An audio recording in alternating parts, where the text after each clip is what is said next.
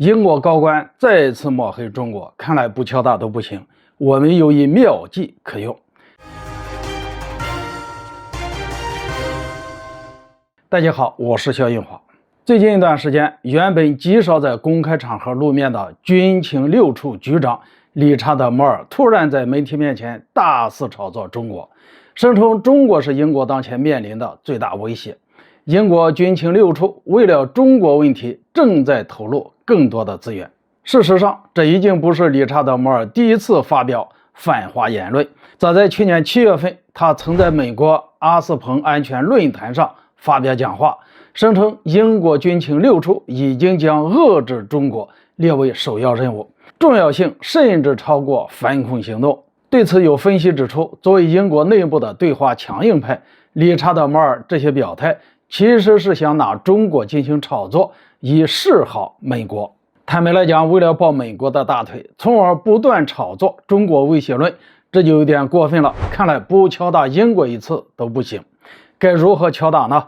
其实很简单，戳一戳英国的七寸，也就是马岛主权就可以了。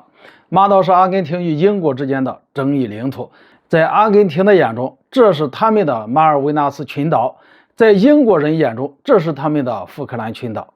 1833年，英国重申对马岛的统治权，但阿根廷拒绝承认，并且宣称拥有马岛的主权。1982年，马岛战争爆发，阿根廷军队不敌英军战败，英国再次掌控马岛。但是阿根廷政府并没有放弃马岛的主权，两国关于马岛之争已经没有结束。最近，马岛主权问题又有了新的动静。在第3届拉贡提欧盟峰会在比利时召开时，事后双方发表关于马岛主权的联合声明。阿根廷官方人员对联合声明表示欢迎，声称这是阿根廷的重大外交胜利。为什么阿根廷方面会这么表态呢？很简单，因为在英国没有脱离欧盟之前，在欧盟的官方声明中一致把马岛视为欧盟的领土，所以此前是绝对不可能支持阿根廷收回马岛主权的。现如今，英国已经脱欧了，欧盟首次与拉美和加勒比国家共同体就马岛主权问题发表联合声明，在一定程度上意味着欧盟在马岛主权问题上有了松口的苗头。